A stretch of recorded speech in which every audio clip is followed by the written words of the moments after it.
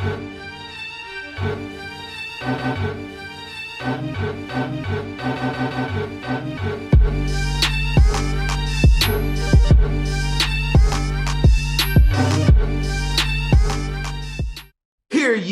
ye, word life. This is basic Young King, and I don't know. Welcome to Young King's Wrestling, featuring the Sovereign Soundboard.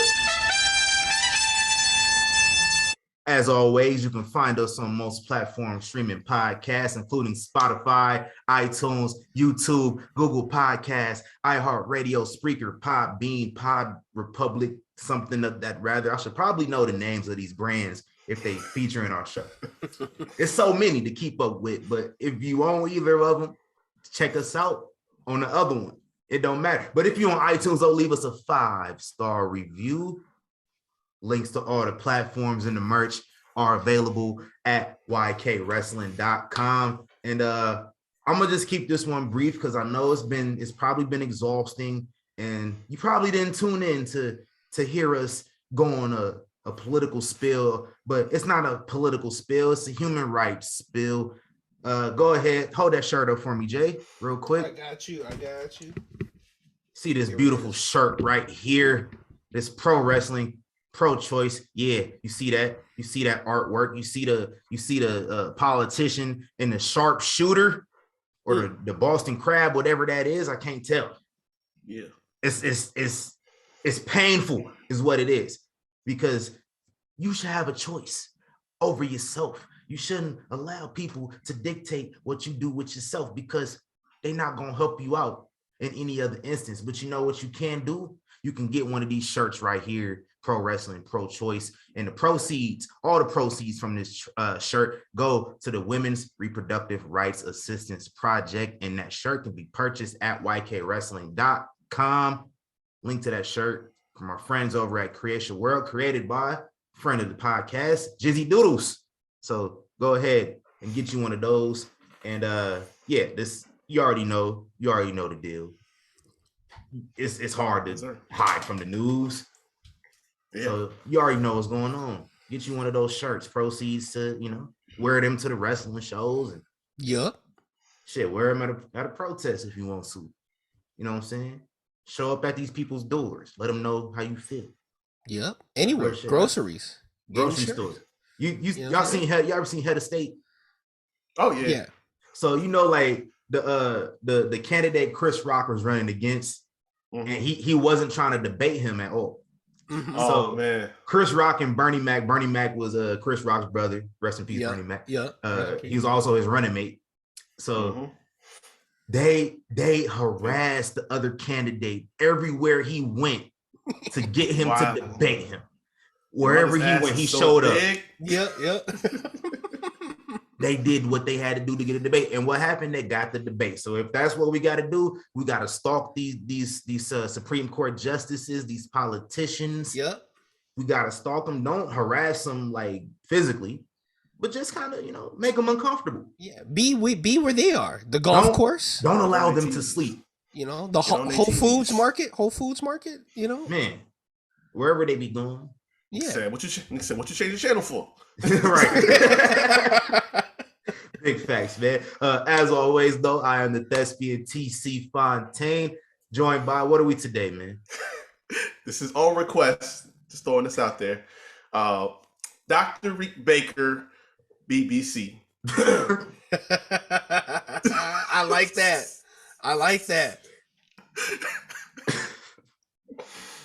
Okay. And then we joined by, what is this, your third time on the show? This is my third time, man. Let's keep it going, though. Boy, let's keep it going. Justin, just from the Get Show podcast. He made his debut like 2 months ago, and now he just been here a lot.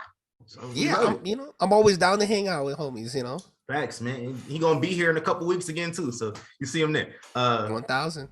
Facts, man. Shout out to SeatGeek for sponsoring today's episode. We got a special one for you. But let me just tell you about SeatGeek real quick. If you did not know, you should know. SeatGeek is a ticket purchasing app. Events, concerts, sports, anything you can buy a ticket to, you can get it with SeatGeek. SeatGeek, excuse me, because they take the confusion out of buying tickets. They give you a 0 to 10 score.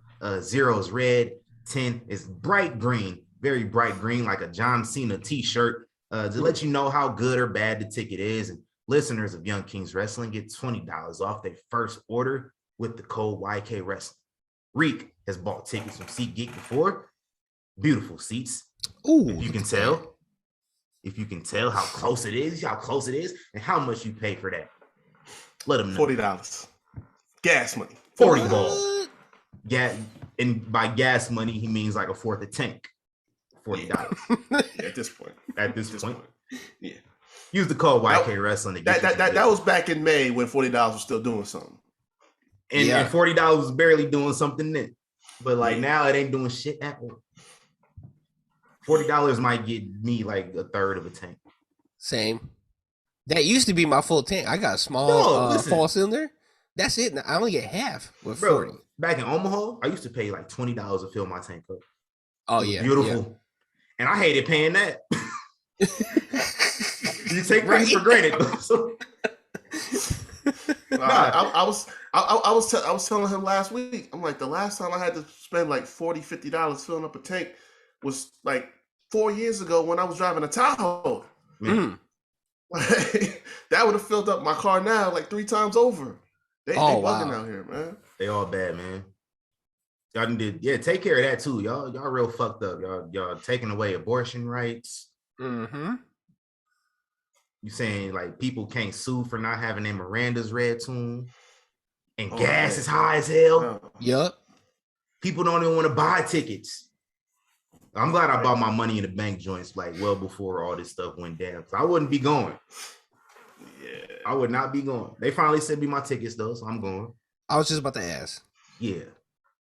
So it's not where I was expecting to be at the original stadium, but it is what it is. It's all good. I'm gonna still be there though. Okay. I get to see Shotzi Blackheart kill herself possibly. Yup. In the that should be fun. So, but let's proceed. If you don't know what's going on, you see the jersey and the hat. You see the word life. You see Reek don't got nothing. You see the background, no word life. John Cena's 20th anniversary is the day that this debuts is the day of his 20th anniversary. June 27th, also known as DJ Screw Day. So, yes, sir. So we're gonna be talking about John Cena primarily on this episode. Usually we would give y'all like money in the bank predictions, and no, this is John Cena Day. It's Cena month. It's Cena month. It's the arguable GOAT. It's an argument. Is it an argument? I don't know. I think at this time he's the old man said it, so yeah. Right. The most successful person in wrestling said John Cena is the GOAT. Because he might be. But yeah, we'll get into John Cena here momentarily. But we watch wrestling all week long here at YK Wrestling. I just watched John Cena highlights like all week. Okay. Because I knew what we was doing this week. But Reek, you've been catching up on that 03 at all? Not this past week. I'm gonna get back to it this week though. What did I watch back? I know. I mentioned I was watching the 08 Rumble when he came back. Yeah. And like some of the Money in the Banks I was watching back too. 2017, 2018. But that's really been about it in just wrestling this week. Yeah, I watched some highlights. You check anything out this week, Jay? Oh, you know, I'm a fan of the show, right? So, I come prepared. I have to watch some throwbacks, you know what I'm saying? So, I did too. Since you told me we're talking about Cena, I had to go back and watch some of the Cena's matches. You know that one night stand match he had with RVD? Yo, that shit's still that's still a good one right there. Oh man. Especially with the whole thing with Edge and all that coming in and how much like he didn't care. Like the fans were giving him shit too that day. And he still went out there and performed. Listen, we could talk about that later, but I don't understand how people did not respect John Cena after that. You're right. Exactly. Like, at that point, y'all should have been on his, like, y'all should have been a fan. Right. At that point, y'all hated him for understandable reasons, but like he went into that environment, was professional, didn't care. Yep. He knew what to expect. Like, it's wrestling. He knew he was the bad guy. Literally, the only time John Cena has been a heel in the last 18 years was that night. Right. They made a banner protesting this man. Right. Yeah, exactly. And then I had to go back and watch something old, like 1988, like when they first formed Mega Powers. God damn. Yeah. Which is crazy. That's probably the only thing worth watching on whatever that was. Right. Oh, that. Yeah. And then Honky Tonk Man, they knocked down Miss Elizabeth. She went to go get Terry H. And he came out with the old that Grammy Award winning acting again, like, oh, what's this, brother? Brother. You. He do the point. Yeah, the point. Oh my dude. It was so easy to get anything over back then in that 80s era. Oh my gosh. All they had to do was yell. Yeah, exactly. See, and this is how I said Hulk Hogan was not good on the mic. He wasn't doing nothing special. The man was just juiced up and yelling all the time. And people was just, people in the 80s was about that because, everybody was on cocaine and steroids, man. Yeah. You had Rocky come out around that time. It was like everyone was hyped for that type of energy. So it wasn't nothing special. And Terry wasn't Rocky. So, like, that exactly. Exactly. Rocky 3 to be exact. Rocky 3, Thunder Lips. Yeah, one of the worst names ever, bro. Thunder Lips. Like, imagine losing to a motherfucking named Thunder Lips. Oh my god. I'm retiring immediately. Yeah. But we be watching Obi-Wan though. Oh yeah. What y'all think about the finale, man? I liked it. I seen some of my friends were kind of talking about it, and they were kind of like feeling some kind of way. I'm like, but look, it's like they had to end it the way they did because how the story continues on. You know what I'm saying? What would you expect to happen? But I enjoyed it. What about you, Reek? What'd you think? Yeah, I think like in a way it kind of justified getting some so many little episodes because it's like it just kind of gives you a quick little turnaround because Obi-Wan got his mojo back. And he got stronger in every episode. Mm-hmm. Yeah, he said, all right, listen, we getting down right here and we just gonna square up and whatever happens is gonna happen. He whooped that man's ass. Hey. He got his ass cooked. He got cooked. You didn't go down like that, huh? He got cooked. But then also that's what they were saying on Mustafar. Yeah. He literally got cooked. His little helpers, and the Grand Inquisitor's like he got his ass cooked for real. Right. I'm bugging. Nah, but the thing I like the most is we kind of tied up some loose ends. Yeah. Because the whole thing about Vader killed your father when he had that conversation with Luke. Vader betrayed and killed your father, and then he had to check him on it later. Like, yo, nah, you told me he got killed. Mm-hmm. He was like, listen, I'm just telling you what that man told me. Like, he looked me eye to eye and told me, Anakin dead. Listen, right? He dead. I killed him. Like, right? Okay, all right. I'm gonna tell your son. Cool. Just so be clear. Reva, Reva turned face. Reva, dude. Hold up, real quick. Since we're doing a mini Havoc hour, right? Yo, what about Baru? And Baru, who would have thought she was trigger happy? Hey, I did not expect her to be about that action. Hey, she was ready. Talk about pop the trunk on somebody. Yo, she's like, she was with the smoke from the jump, though. I'm defending my house. She took out a plant. There's a machine gun up in there. She opened up the carpet. There's a gun up in there. Like, yo, what? Okay. My dude Owen was ready to dip. She like, fuck that. We got straps right here. Tell that bitch to pull up and fuck around and find out. Like, for real. Now you know why Boba Fett had to burn their ass because that was the only way. Yeah, man. Yeah, Tell it is what it is, man. Yeah, but that was one thing I got from this. Yo, Baru go hard with this. He don't care. Yeah, so big shout out to Obi-Wan. I don't know how they're gonna do a second season. Yeah, I don't know either. I pretty much took care of everything we needed. So Unless y'all gonna have like Obi-Wan, doing odd jobs and stuff, like see Obi-Wan being a Lyft driver, do something like that. It is what it is. I mean, he worked in the kitchen this season, right? Say he had a job. He had a little 9 to 5 before all the shit popped off. Obi-Wan's blue collar adventures, man. He'd do a different job every episode. Like let him be like an undercover boss or something, Oh, that would be hilarious. That'd be hard. That'd be let him do like let him hold his own version of Master Chef or something,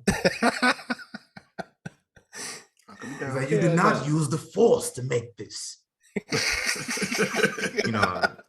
Playing around with that. One more thing on my list here. RIP to famed referee Tim White. It's a bad weekend for refs back in the day. And so it was bad that when I see like somebody passes away, especially in wrestling, I start thinking like all the moments that they had. And Tim White has but maybe 2 moments that stand out. That was him pretty much ending his career, like his career being ended in the Hell in a Cell with Triple H and Chris Jericho. Oh, right. Shoulder. Yeah, right. Yeah.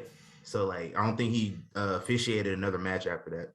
But also they made a storyline out of that years later where this man was depressed and shot himself in his own bar. Yes. Yeah. So like Tim White dying, the first thing I think about when Tim White died is that he died like 15 years ago on TV. But it's like not just once. Like this man, every single week was killing himself in different ways. So like what happened was people didn't know what happened. They thought he was really dead, and they were concerned. Yeah, and so they had to make it a recurring thing. And I'm not gonna lie, I watched all of them, bro. Like this dude, I did too. Killed himself with rat poison one time. Like, yep. And then on the very last, everyone was like Josh Matthews coming to the bar and just like, are you okay, Tim? Like, and every time it was like each suicide attempt failed every single week. Didn't he try to hang himself or something? Yeah, he tried to hang. Look, he tried to hang himself. Okay. He took some rat poison. He tried to drown him. Rat poison. He tried to drown himself in the fish tank. He threw himself into a fan and got shredded to death and was still alive. You right. That's the one that pissed me off. I'm like, how do you do that? And you still, what part of you is still alive after that? I forgot about that one. Oh my God. Yeah. Had threw a whole shit ton of like whatever they threw, splashed all over Josh, and he just like, yeah,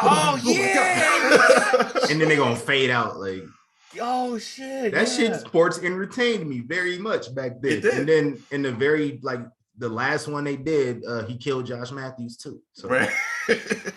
Was that a SmackDown episode or was that Raw? The first one was on SmackDown. Everything else they just put on WWE. But that part where he jumps in the fan, was that SmackDown? No, that was on the website. That was okay. Yeah, they put all that on the website. Gosh, dude, I remember that. Yo, they were. Yo, it used to be wilding, bro. Like, so like before the Vince news came out a couple weeks back, I started making a thread of all the moments that was going to get this show canceled. And like, I haven't added anything to the thread yet. Like, it's a draft, but like, I haven't added anything because the news came out. So I'm gonna wait for that to, die out. And I'm gonna bring it back.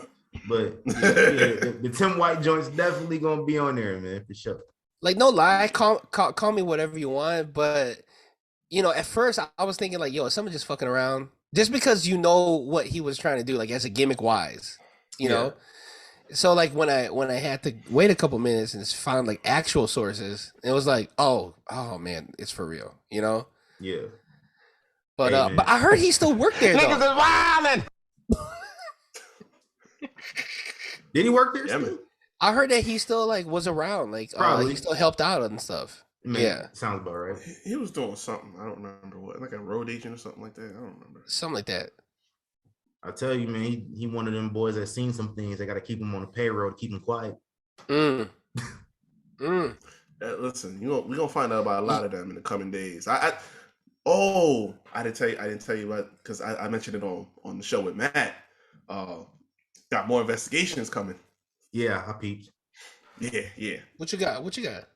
So, I heard a bunch of different law firms investigating WWE. It was up to like 7 going into the weekend, and then one came out Friday night, right before we started the show, and it's a former Louisiana Attorney General. Their firm started an investigation of WWE about Saudi Arabia, and like some like the breakdown of the relationship that's going on there. So like, ain't really getting into too many details, but it's like, if y'all go digging into what's going on in Saudi between them two, ain't no telling what you're gonna find, because it's been criticism from the jump ever since they started that whole thing. I was playing grounded for 5 hours. Oh, right. Like, we gonna get to the bottom. What's the real reason? What's the real reason on that? Like, I never believed, what Alka-Seltzer was saying, it was a hostage situation, because you mean to tell me, right? A bunch of American entertainment performers of $1 billion company go overseas and are held hostage, and no reputable sources outside of Alka-Seltzer Meltzer reported on it. That's why I never believed that. Because he was told by a couple people believed to be like Carl Anderson and one of the revival cats told them that speculated on it being a hostage situation, and he gonna report it as such. Right. Reporting speculation is facts. It's not facts. It's not journalism. Which y'all pay $13 a month. It's not $13 a month. I was gonna say, man, I can't believe people still paying this man for that. $13. We're in a recession. We're in a recession. We have been in a recession for the last like 5 months. If you've been paying attention, they haven't declared it a recession yet. But it's a fucking recession. The second recession of my lifetime. The fuck? I'm gonna have a recession as I'm an adult trying to get my shit together. Come on. Yeah, man. It's bad. All right, let's move on. Promise no more political talk. I promise. People probably turn this shit off like, here these niggas go again. I promise. But no more political talk. But we're still not gonna talk about wrestling just yet. Because I'm gonna go into the latest edition of Peasant of the Week, and it's not gonna be no politicians. As much as I wanted to give them Peasant of the Week, no politicians. We're gonna have fun with this one. I'm packing the air, this gas or what? These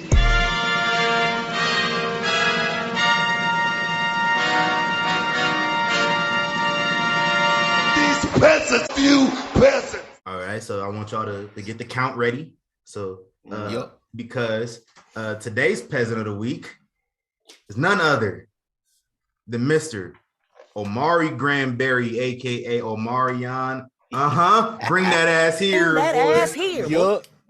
Listen, man. If you're new here, I know the only bumps you was expecting us to talk about were related to wrestling. So never mind what we're supposed to be. We are a wrestling and entertainment show at this point. And if you've been living under a rock, a few days ago we had another Verzuz. And listen, I've been watching Verzuz since they started because we didn't have nothing else to do when they started. You couldn't. That's true. You could barely go to the grocery store, Oh yeah, you couldn't do shit. Yep. So like, I'm very entertained. It's cool to see like all these artists from either from my childhood or from like my early adulthood, or even just like, my parents and my grandparents' generation getting together. Just it's embracing the music, man. Like Black music is fucking incredible. They had a Verzuz with some white people on one time. I didn't watch that. Who was it? I don't remember. It was like, I don't remember. But yeah.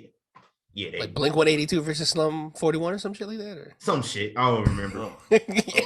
But if you were living under a rock, you probably heard about Verzuz from this past week. Omarion and Mario. Yeah. You know what I'm talking about? Omarion from B2K, Mario, Just a Friend. How Do I Breathe? Crying out for me. Come on, son. Come on. You should let me love you. Come on, son. Come on. And they had that one with Gucci Man. Remember the one with Gucci Break Man? Up?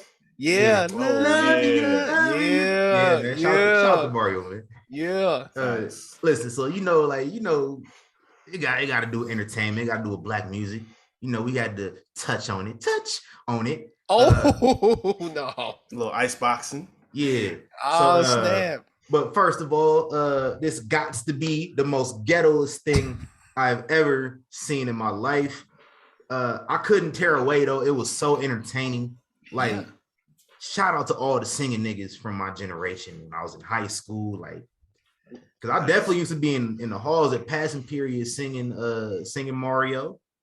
Okay. You know what I'm saying? You know, a little bit of Sammy, Kiss Me Through the Phone. Phone. Snap. Oh my God. I mean? Yeah. We was just talking before we started recording too. We was talking about how for some reason we was in high school listening to Pretty Ricky. So.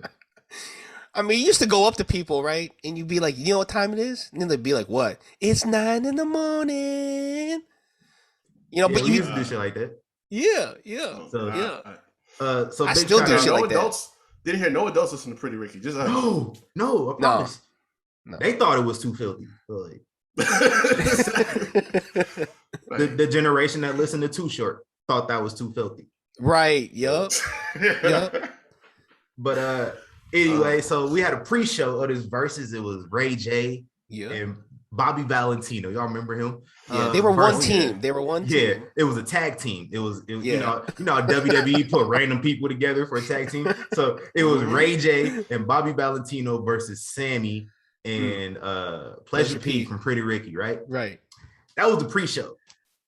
Omarion and Mario was the main event. The pre-show was 2 hours. Yeah. It was midnight on the East Coast by the time the main event started because the pre-show was 2 hours long. The main event don't start for another 40 minutes after that. So Omarion, he showed crazy negativity from the jump, bro. Like Mario was trying to be cool, and then Mario just took the gloves off at that point. I was like, well, fuck you then. Right. and embarrassed this man, like vocally, was just shit talking the entire time. Yeah. And in this battle, it was pretty terrible. Like Mario and Sammy, to an extent, were the only people that could sing on that stage. Ray J tried to sing One Wish. Yeah. The exposure in this entire show. Bro, we already knew Ray J couldn't sing. We already knew he couldn't sing when One Wish came out. Yeah. Wait a minute. Hold on. Wait a minute. Yeah. Wait a minute. Come on. Ain't that Brandy's brother? Yes. He can't sing. Which is crazy. How you Brandy's brother and can't sing? Right. Like Brandy is amazing. Shameful. Oh man. Did you see her too? Did you see her when they had to she was vibing. Good. She looked good. Listen, son. Listen. I was sitting in my room with that. I see what you did there. But listen, every sibling should support their sibling like Brandy supports Ray J, knowing he can't sing. Oh my God. But anyway, this battle, it was bad. It awoke the beast of the former members of B2K. You gotta hit Instagram for that one because it's a long and lengthy post exposing Omarion after this, and I've never seen a man's career die live before. It's gonna be tough to recover from this one. So you just need to drop another hit that everybody loves, and people forget about it. People have very short memories, so all you gotta do is make good music. Look, Chris Brown beat Rihanna and drop the fucking banger the next year, bro. Like, people have short memories, bro. Oh my God. That's true. I mean, ain't no lie. I mean, he's not wrong. Yo, y'all seen what's the name of that fucking show? Falcon and Winter Soldier? Yeah. Y'all know the meme where Falcon is like, he's out of line, but he's right. Yeah, but he's right. Maybe out of line, but I'm right. It's true. So, but that, Omarion in this verse, that's not the reason he's getting Peasant of the Week. That's not the reason he's getting Peasant of the Week. It's a factor, but it's not the reason. Because this has turned into another edition of the Peasant Roundtable. Because not only is Omarion getting Peasant of the Week, so is Omarion's brother, Orion. I'm packing the air, this gas what?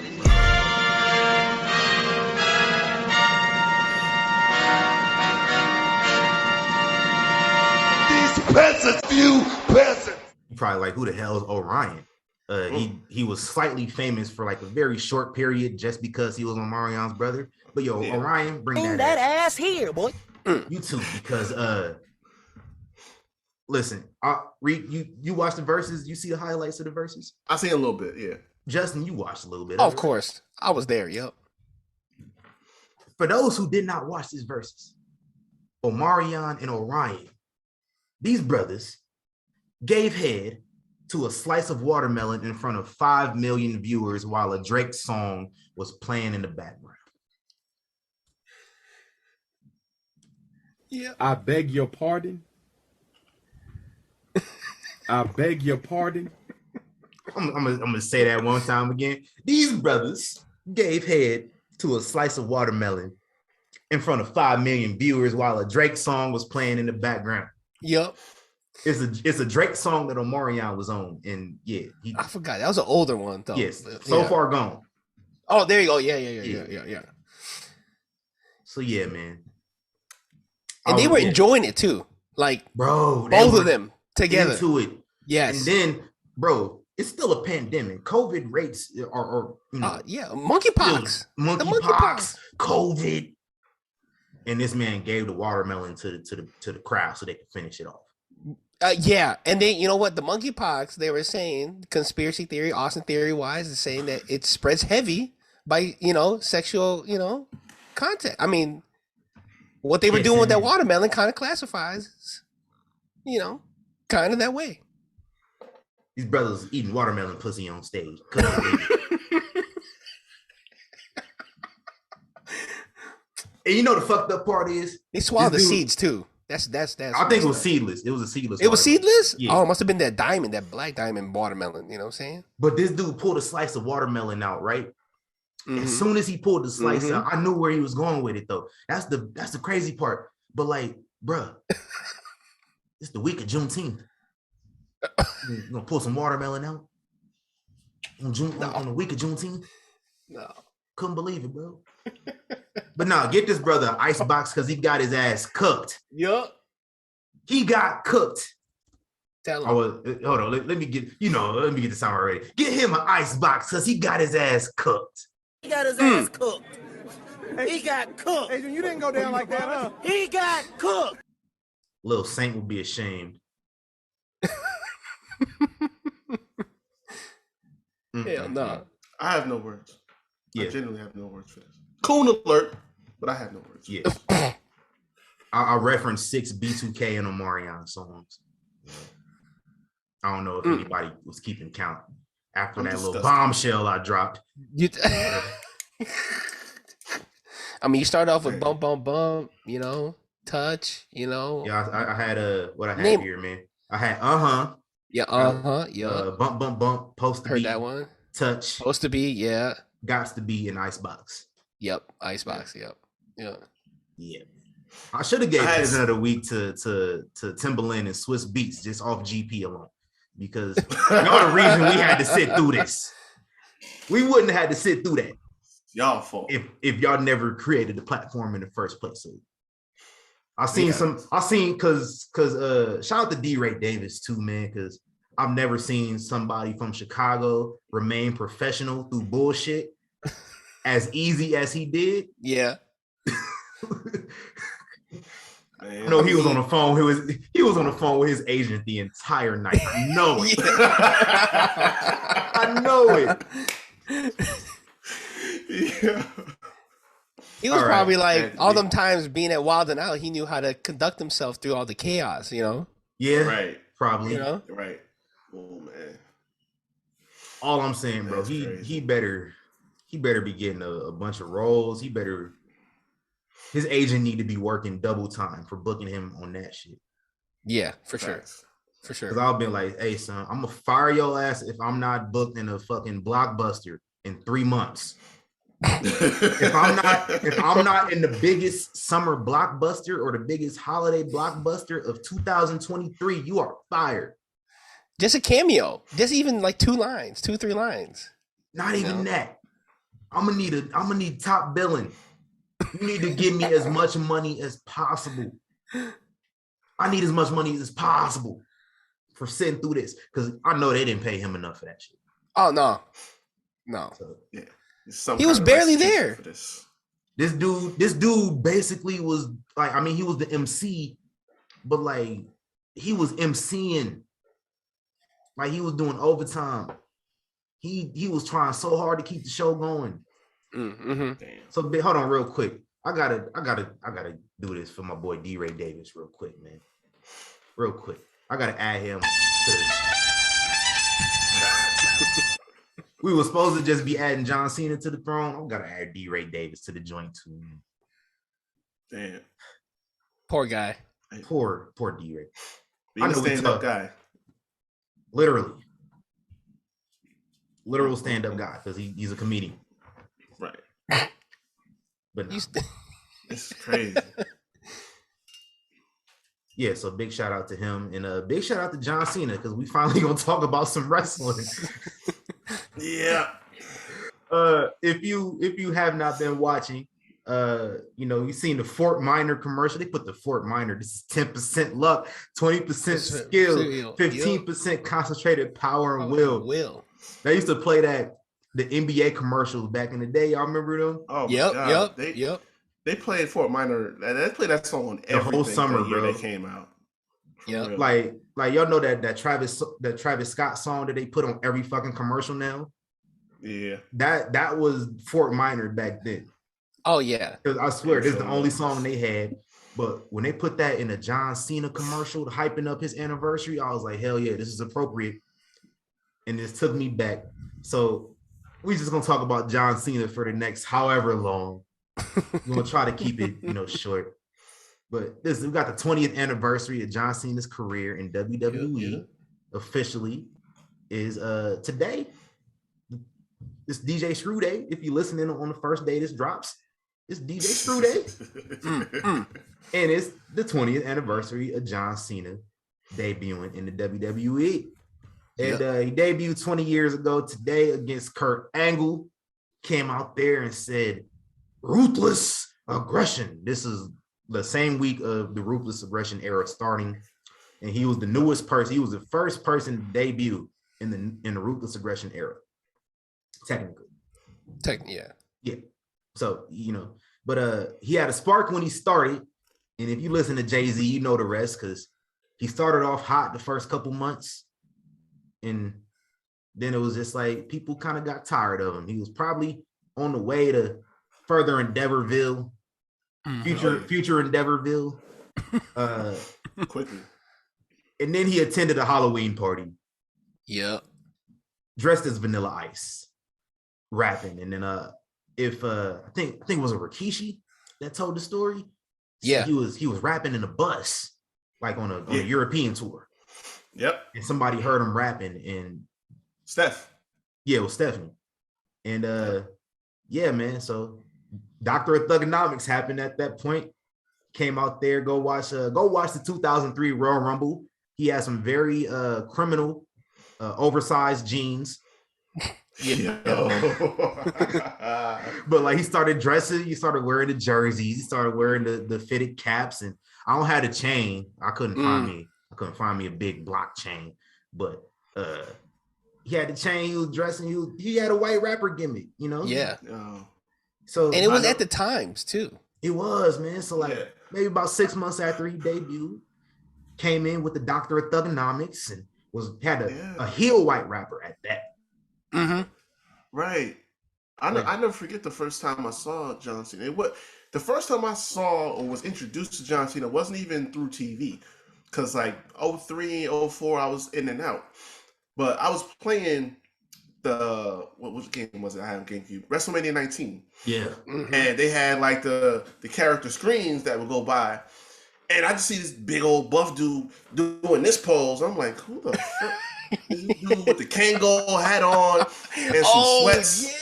Yeah, the Kango hat. I was so confused. And my cousin said, yo, that's John Cena. The baby blue Kango? Yeah. Yeah, I remember that joint. That was on the SmackDown, one of them SmackDown games, loading screens too. Same picture. Right. Yeah, I'll play with my cousins. It was like, yo, that's John Cena. I'm like, who the fuck is John Cena? And why why he dressed like this. Right. And why he coming out with this music. Like, I was so confused. Yeah, man. No, I got you. No, you know the crazy thing about it, because we were talking about this before, is that how much of the Dr. Thugonomics and John Cena was like parallel to like what was going on at that time. Eminem, yeah. Right? And then like when they had him in the game, and then they had him pretty much like they just said, okay, we're gonna do Dr. Thugonomics up until this point. It was so close to Def Jam Vendetta, like his character in the game, but it was in WWE. So like the parallels was like on a different level, you know? Facts. And he was just hitting just right at the right moment at that time, you know? Yeah, this was at around the time 8 Mile just came out, not that long before. Malibu's Most Wanted had come out. Yes. We was just like, it was just riding the wave. but it was just riding the wave. It was like he wasn't faking it. That's the thing. You can tell when somebody's faking it. You know, you can't when they overdo Malibu's Most Wanted, for example. Oh yeah, you can tell when they faking it. But no, this Reek, was this you when you seen John Cena on the game? Who are these niggas? I swear, I swear it was, bro. I never forget that first image, and I'm just like, what? The fuck is going on here? Like, WrestleMania 19 introduced me to a lot of people because, like I said, I wasn't consistent. Like, once the Attitude Era ended, I was like in and out. So it's like I see some of these dudes in here now, and I'm like, yo, I'm confused. Y'all gotta catch me up to this. Right. I think the game because I know WrestleMania 19 was his first time, right? I think, but I think the game that you're talking about too, TC, I think it's Bring the Pain. Here Comes the Pain. Yeah. Here Comes the Pain. Because I know he was in there too, but they gave him the jorts and they gave him the wrestling attire. Thanks. So but me too, because I'm thinking the same thing. Like, you know, because at WrestleMania 19, like I was watching, but I was only watching Raw. I wasn't really heavy on SmackDown. And when you see all the characters on SmackDown, I'm like, who the fuck is this big ass gladiator looking at? It was Brock Lesnar, you know? Mm-hmm. Right. You see this big ass dude, you're like, what the fuck? Batista, who is that, you know? Yeah. Batista was another one. Because I see this dude, and he just, you know, just looking jacked as shit, and then he got that tattoo on his belly button, and I'm like, yup. Right. And I'm like, because just like y'all, when someone told me he was half Filipino, and I'm like, where, you know? And then they said in his belly button, that's the sun. I'm like, why I gotta be there? Like, why there? Yeah, Batista's our favorite Filipino. Justin's our second. Hey, I'll take that to him. I'll take that, you know. But yeah, man, John Cena, man, that era, that first time, you know what I'm saying? He was saying to Stephanie what he said. He said, I'm chilling. I'm just like beer, smooth taste, but less feeling. It's cold. You know what I'm saying? It's cold. But so let me continue here. So we got this heel white rapper gimmick, and I remember they said we talked about this before. He was trying to battle Jay-Z at WrestleMania. Yes. Yo. Wasn't it Jay-Z somebody else too? Wasn't it somebody else? It was supposed to be Fab. It was supposed to be Fab. Okay. That's what I thought, yeah. So it's supposed to be Fab, but I think Fab might have wanted to do it. They just wasn't able to get it together. Right. Oh, you know he wasn't doing that shit. He was too high at that time too. Was it 03, 02? Yeah, it was 03. Jay-Z, Blueprint? No version of Jay-Z would have did that. I'm promise. Yeah, nah. But no, it was a heel. Like, you know, I remember he fought like Brock Lesnar. He fought Undertaker on pay-per-views as a heel. And but by the end of 2003, he was arguably like the biggest babyface on the roster. Oh yeah, he's third biggest babyface on the roster. By the end of 03, he wins his first championship at WrestleMania 20, the U.S. Championship. In 04, he won that about 2 more times that year. He beat Booker T from one of them, and he beat Carlito for it again. Yeah. And then got stabbed in a nightclub, you know. Yeah. Him and Booker had Me Too, bro. Me Too. We talked about that a while ago. But him and Booker, I think they had like a best 3 out of 5 series. Best of 7. Was it best of 7? They did best of 7? Oh, best of 7. I thought it was 5. And they don't do that no more, which pisses me off. Last time they did it was Sheamus and Cesaro. Yeah, I was gonna say, yep. And that was like 7 years at least ago. 4 years ago. No, it's not 4 years ago. It was 7. It was back in like 2015. Man, yo, hold on. Booker T is like the king of best of sevens because didn't he do one with like Redacted? Don't say his name. Yeah. Okay. Thank you. Yeah. No, come on now. I know. I told you I'm a fan of the show. I know what to do. You know what I'm saying? Redacted, bro. Yeah, though. Yeah, that's true. So yeah, he won the U.S. title again, lost it to Orlando Jordan a few weeks before WrestleMania 21. Oh my! Because Orlando Jordan was in the cabinet with JBL. Oh my! With that terrible blowout afro. Yes. I'm not. This is not Orlando Jordan slander hour, so I'm gonna just continue. It was god awful though. It was, and then he dyed it, which was worse, bro. Oh. And that wasn't even the most egregious thing Orlando Jordan did in his career. Like I said, this ain't Orlando Jordan slander. Right. But he was scheduled to face JBL. If you don't remember, JBL had, he had this like presidential gimmick because it's 2005. We just off an election year. Yep. And, so he has this presidential gimmick, and which is a far cry from his border patrol gimmick. Oh yeah. Oh my god. He has a cabinet, so he has Orlando Jordan. Cabinet, He had the Basham brothers. They were boring as hell. He had a lot of boring fucking JBL. As a kid, JBL was very boring, so it was only right. He had a lot of boring wrestlers in his faction. And Orlando Jordan beats John Cena for the title, and JBL loses the title to John Cena at WrestleMania. And from there, man, the rest is history, bro. Like, he just took off rocket ship to the moon. Arguably the greatest of all time. It's arguable. It's very arguable. And it was not appreciated while it was happening. No. He just started getting the appreciation maybe like 5 years ago once he stopped showing up as often. Right. People started missing him. And I ain't gonna lie, I used to be one of you niggas. I was very anti John Cena from like late 2005 up until 07-ish. Like very anti John Cena on the internet. In real life, I was watching John Cena matches like just like y'all do now. Y'all fake hate on the internet, but y'all be watching. Y'all be enjoying it for real. Y'all gotta get the internet points though, man. So let's get into talking about John Cena. We got topics. We're just gonna talk about our favorites. We're gonna talk about just everything John Cena. So we're gonna start it off. What are some of y'all favorite John Cena feuds? Anybody can go first. Anybody can go first. Top of the list now and forever is always gonna be Edge. That was the one that sent both of those guys to a whole nother stratosphere. Oh, we ain't gonna talk about that. Yeah. It was perfect too, though. It's crazy. Yeah.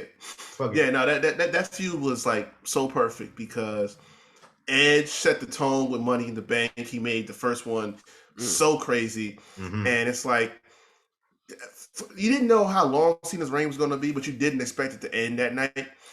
And it was like, I mean, he survived the chamber. Nobody was thinking of it at that point. Exactly. And then the crowd just ate it up so much because they was already at that point where it's like, we getting tired of your ass. You know what I'm saying? And then it ended quick, but then we brought it back up in the summer after RVD smoked his way out of a championship. And they picked it back up through, the rest of the summer, and they really elevated it to another level. You know what I'm saying? Yeah. SummerSlam in Boston, Unforgiven in Toronto, like TLC match in Unforgiven. Is, that was one of John Cena's top 5. I don't care. He still. That was like the first ladder match he had ever been in. Yeah, in the company. Was it? Damn. Yeah, it was insane. Yeah, man. So that's definitely top of my list for John Cena matches. Then after that is Randy Orton is his dance partner forever. They don't never let that. Hopefully it's gonna be done now because I mean, between Randy and his back issues and whenever we see Cena, it's like they don't have a reason to run that no more. But there was a stretch. I think they had 4 pay-per-view matches in a row between like Survivor Series and Bragging Rights, and there was two SummerSlams. TLC, Rumble, like they had a Hell in a Cell. Did they have a Hell in a Cell too? Yeah. They wrestled pretty much everywhere. They had an I Quit match. They had a TLC match. They had a Hell in a Cell.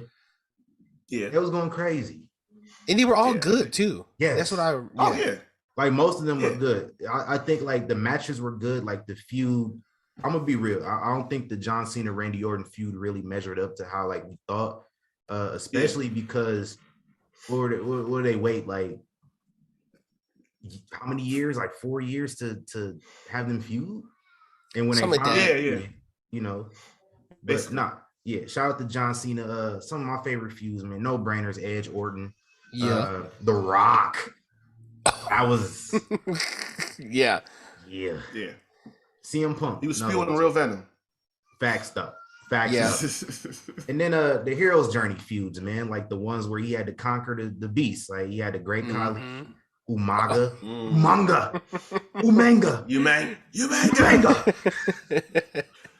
Rusev, that was a dope one. Yo, yeah, Rusev, yeah, the Bray Wyatt joint. Yeah, I was watching the Bray Wyatt Last Man Standing before we recorded. That one was man. That one was the one. So big Batista. Oh yes. I never really cared for the Batista fuse that much. Like, which is the one where he threw him through the stage? Was that like a UK one? That was 2010.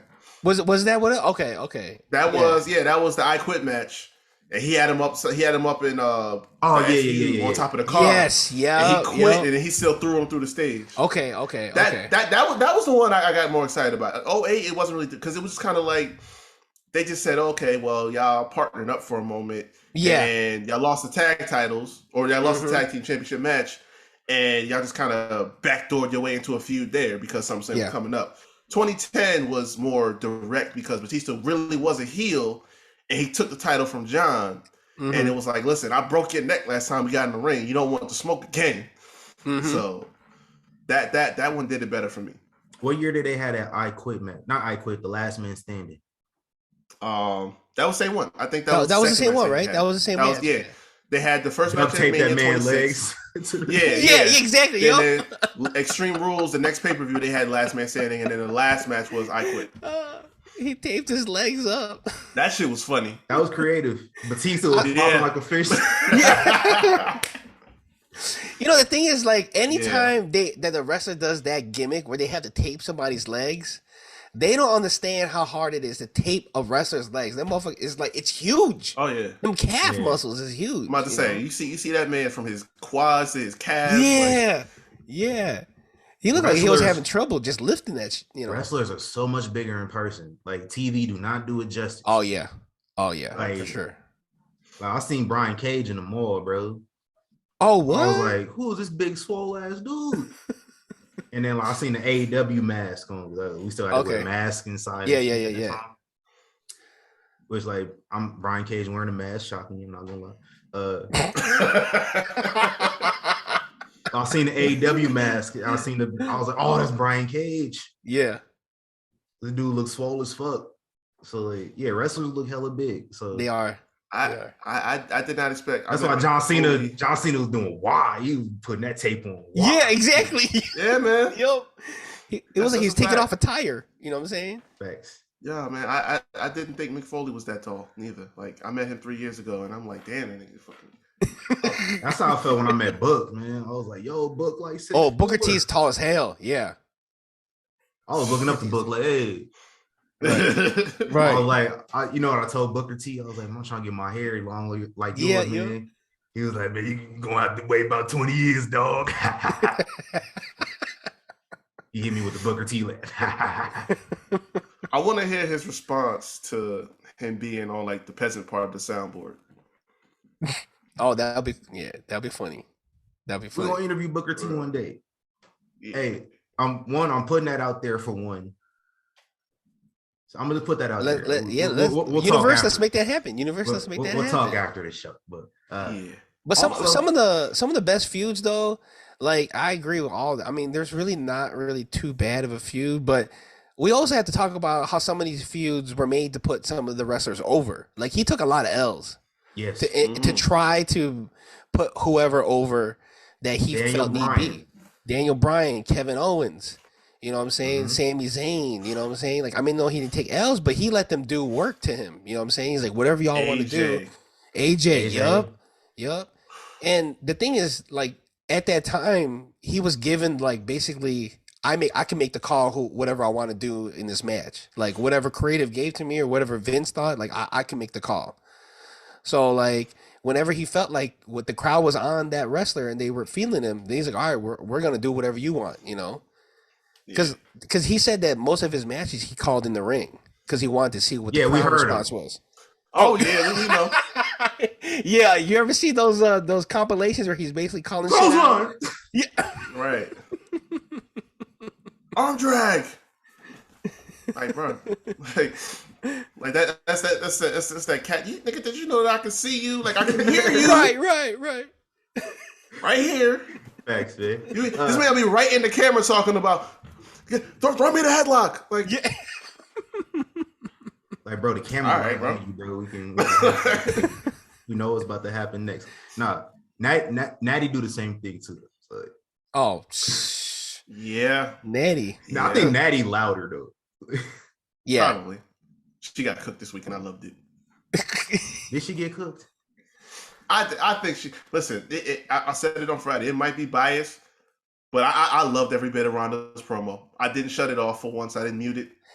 It was the realest. No, you know why? We deviating. Let me deviate real quick. You know why I didn't like that Ronda promo? Because she tried to call Natty void of charisma. Like, you of all people. Okay, that's fair. That's fair. But again, it's I got Natty bias, so I was just eating it up. But that is a good point. Hey, y'all gonna stop bringing up that woman's daughter, bro. I'm telling y'all. Oh, Ronda Rousey's daughter? Yeah, man. Yeah, when she came out with the stroller, I'm like, Natty, whatever this is, today is not the day for it. Bro. Yeah, for real. I was like, yo, what is going on here? That's what I said. Anyway, let's get back to John Cena. I was like, man, please don't let this be no Gene Snitsky type of situation. Yo, they was talking about doing something like that. But I guess they killed the idea. No, I think that was before the news came out. So right, I think they kind of reworked the idea a little bit. Okay. Yeah. But we was talking about feuds. I mentioned I did not mention CM Punk. That was a fun feud because let's transition over to our favorite matches. And CM Punk John Cena at Money in the Bank is it's probably both of their best matches ever in their career. According to CM Punk, he never had the match because he never worked there. But I saw it happen. I purchased the pay-per-view, bro. Right. I was a huge CM Punk mark as a teenager, and then I grew up. This is not CM Punk slander hour. Right. But I'm gonna just tell you, I went all in. I bought the Nexus CM Punk shirt. No pun intended.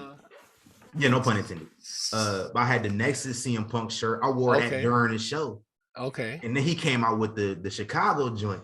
Yeah. I bought that motherfucker. I still got it. With the fist. The fist. Yeah. I still got that joint. Yeah. I bought that joint. But I was watching the pay-per-view. I never bought any other pay-per-view besides the Rumble and WrestleMania. Okay. I bought Money in the fucking Bank. That's how much I needed to see this show. That night, I was so mad at my cousin because I tell you, we used to play the video game shit like that. And I think I remember it was either 07 or 08 when they first had CM Punk on there. And that's the only dude that he would pick. And he was like, yo, Punk is that dude. He was like, yo, Punk is going to be the best in the fucking in the company one day. He going to be the guy in WWE. And I'm like, what the fuck? Like, this face, I was frozen with this face. Like, all right, nigga, whatever. What the fuck? And so that, I didn't text him. I didn't say nothing to him. But like seeing him get that validation kind of had me tight. Not going to lie. He said, no, son. You can't do that. But no, that match was killer. John Cena also got another banger at Money in the Bank versus Kevin Owens. Yup. Y'all remember that joint? Yup. Mm-hmm. So yeah, that's up there. I tell you, I was watching John Cena matches like the last couple days. So like AJ Styles at the Rumble. Yes, that was dope. Yep. That's on my list. And my top 3 Cena matches. One of the best. The match versus Shawn Michaels on Raw. That was number one. Yeah, that's number one. that was in Europe, wasn't it? Yeah, it was in That was in England. That was England. Okay, yeah. They went over their time. Yeah. That was better than the Mania one. Because I thought the story was Randy Orton got sent home earlier that day, and they just had him go at it for an hour because they had to change. He did. I think he did. But I remember it was like ended like at least maybe 10 minutes after the show was supposed to go off air. Yeah, so, that's what I remember too. Yeah. And but nobody cared. Like, but that was a good match. I remember they had a 20-minute overrun one night. I was like, damn. Yeah. But to go back on the Kevin Owens one, Kevin Owens' promo when he first came out. Remember he was the NXT champion? Yeah. Hell yeah. And he was saying all this shit to John Cena and he knocked him out. Then he stepped on the title. He stepped on the US title. Woo. Y'all see John Cena posted that a couple weeks ago? Oh, he did? No, I didn't see that. Oh, okay. Oh, yeah. Okay. You know, because it's been a certain person that has that championship that's been talking shit. So. Oh, yeah. Right.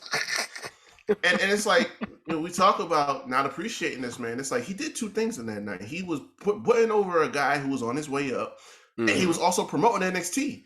Because not a lot of people at the time were watching NXT. But then you see the NXT champion come out here and step right in the ring with John Cena and punk him out. Now it's like, okay, let me go check out this little 1 hour show on the network, you know, on Tuesday or Wednesday night, whichever was coming on, and see what's going on over there. And the next thing you know, I think, what was it, later that year, NXT was in an arena stadium the night before SummerSlam. Like 2 months later. I think 2 months later, they did the first Brooklyn. That's right, yeah. That happened, yeah. Also, this might be biased, but John Cena, Roman Reigns at SummerSlam, we was there. So you were there for that? Yeah. That was SummerSlam. Yeah. Okay, yeah. And that was a good match. The Seth Rollins Cena SummerSlam. Oh yeah. The title for title? Was that the US title versus the world title? Or? Yeah, Seth was a WWE champ. And, right, okay. Yeah. Seth came out in the all white boy. With the Power Ranger joint. Yeah. It was fire. The Tommy Oliver. Okay. Yeah, yes, sir. Yes, sir. Shout out to my boy, man. Good. That was also, I got some sleeper matches though, man. Y'all remember him and Kurt Angle at Unforgiven? Oh yeah.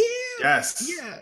Yes. And I just realized also they fought at No Way Out before WrestleMania 21. I forgot about that. That was a number one contenders. Oh, that's how we got the match against JBL. Yeah. So yeah, that was lit. And then him and Lashley at Great American Bash. I was bro, you taking on my that's why I'm like, bro, I'm like remaining silent. I was like, let me go third because I know someone's gonna have something, you know what I'm saying? Oh man. Was that Great American? Yeah, you said Great American Bash? Didn't they have one at Night of Champions too? Him and Lashley? I think that was the only time. It was like a 5 or 6 person. Because I know Mick and Booker was in that. Oh, the scramble, yeah. Was that okay. That was at Vengeance the night that the fucking industry almost died. Yeah. Nah, but like the Great American Bash, I remember being so hyped for that because I'm like, yo, I was big on Lashley from the day he walked through the door. Max. So y'all got him in the main event against John Cena for the title. I'm like, we about to get that. We got to get that first ever. I was hyped. I was like, the next John. He been champ for almost a year, man. I'm like, the time it's been going. It's been going a while. We big on Lashley, you know. Yeah. Pun intended. The time is now. Right. and then I woke up the next day and I was angry. So you know. And then we never seen Lashley for another 10 years. Yeah, that's it, right? Yeah, he was gone. He was gone a couple weeks later. Wasn't he just coming off of the 6 months of being the ECW champion too? Yep. Yeah. Right. Yeah, because they were building him up. They were building him up heavy. Then he had to vacate the belt. Yeah, he got drafted to Raw. He got drafted to Raw. Right. Yeah, Vince came out hating, you know. Of course. He's like, this is that title, Lashley. I'm about to say this is a couple months. This is a couple weeks after Do-Rag McMahon. Right. Do-Rag Vince, baby. Oh man. Yeah, I remember they were building Lashley. Yeah, I thought the same thing too. And that was probably his best match. Lashley's best match. Yeah, at the time. At the time, yeah. At least during that stretch of time, yeah, definitely. That's on my playlist after this. I gotta check that one out. I just remember that shit being cold. Yeah. But he's mentioning Kurt. That whole feud with Kurt was like beautiful. That was when people started hating John Cena. Yeah. Was it? Yeah. Okay. Because I think like Unforgiven, I think people were expecting Kurt to win it. Yeah. And then he lost. And then they just turned on John. Like the internet, everybody turned on John Cena. Because it was like, because their whole thing was like John Cena. The same thing happened with Triple H later too. Because it's like Kurt Angle's a pure wrestler. And it's like, that straight up, because Cena had only been it was his third year already? Something like that, yeah. Like Kurt, like you can't beat Kurt Angle straight up. And he got disqualified at Unforgiven. Yep. He hit him with the title. So it was like, all right, now this is bullshit. Like this is bullshit. We're not sitting down for this. You know what I'm saying? So it's like Kurt Angle just kind of amped the intensity up, started beating Cena's ass week in, week out. But then title would be on the line, all of a sudden he'd get away with it. So it's like that little bit of that little manifesting hate just kept rising every single time. Okay. You know what I'm saying? And the same thing happened with Triple H at Mania. It was like, this is Triple H. Right. This is something in Chicago. Yeah, he made him top. Yeah. Yo, it was like, ain't no way in hell Triple H gonna go in here against this dude and lose, and he got tapped out in Chicago. Like, but then again, it was fat Triple H, so maybe there was some reasons. You know what I'm saying? He wasn't working out as hard. He was about to have a baby, man. He was about to be a dad. Yeah. It's a different time, bro. But no, I was with you because I didn't really pick it up right away. But I remember watching that WrestleMania and we're all chilling. You know what I'm saying? The early days of the Get Your Podcast crew, we're all chilling. Did you go? No, we all used to get together and watch it at my crib. And we were watching it, and I remember all of us are wondering, like, why is the crowd saying "fuck you, Cena"? You know, because you could hear a little bit. It wasn't like as loud as the One Night Stand, but you could hear it. And we're like, man, are they not feeling him? You know. And then Garn was like, well, Chicago always does. They always root for the heel. I'm like, shut your ass. What are you talking about? You know. And so this is one I have that I didn't hear nobody else say, so I'm gonna get it before somebody else say it. John Cena Umaga, Royal Rumble 07, last man standing match. Yep.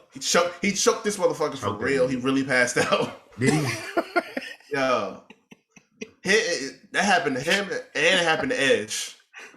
Like John Cena reckless, ain't he? remember how Umaga looked? He really looked like he was like somebody needs to help him. He was purple. Yeah. Tongue sticking out and everything like that. This motherfucker was going in. Like I just remember his eyelids were like twitching. Yeah, for a little bit. I'm like, yo, I think someone should just stop it now. You know, like that was choking motherfuckers. So, and that happened. I was in the middle of his year-long title reign. Yep.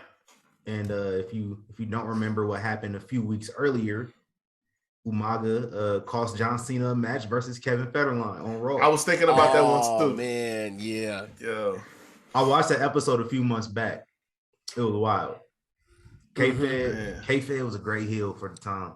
Yeah. Like, yeah. He was relevant, quote unquote.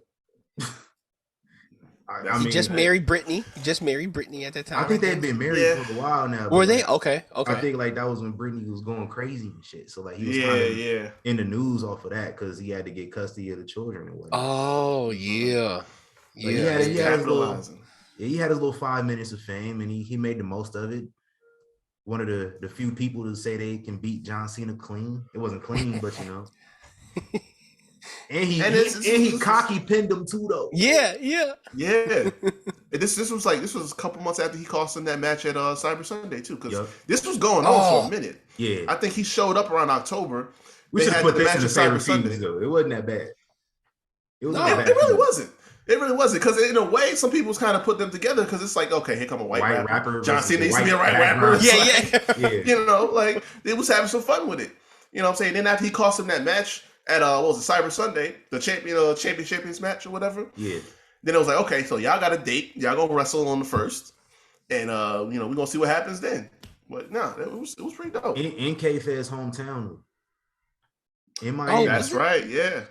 Yeah. On New Year's Day, it was going crazy, man. Yep. But we talked earlier about One Night Stand, and I think that's up there, one of my favorite matches too. A big RVD mark. Still am to this day. And like when I met RVD, it was solidified. I'll never not like you. So yeah, that was a dope ass match. But favorite moments, that's one of my favorite John Cena moments right there. Like that really like solidified him as that dude. He went into that environment, and it was the only time he's been healed since 2003 was that night. Atmosphere was crazy. I love watching it back. Yeah, it was crazy, man. So favorite John Cena moments, man. Whew. Going back on that 2006 though, I remember when he had the gimmick where he throws a shirt, and remember the one dude threw it back, and they keep going back and forth. One night stand, yeah. And then remember the one dude was like cleaning himself between the legs and then threw it. Oh, yeah, and he still went ahead and did his thing, Yeah, and for wrestling fans doing that shit, you might as well incinerate it at that point. Just burn that motherfucker. Right. Yeah, like, damn, that shirt stank. Yeah. For real though. For real. Just by touch. Touch. I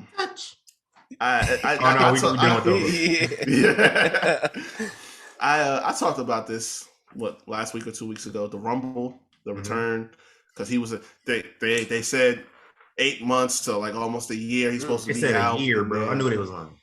Yeah, and then I told you I knew they was lying because Edge came back in 4 months. Yeah, that's true. That's true.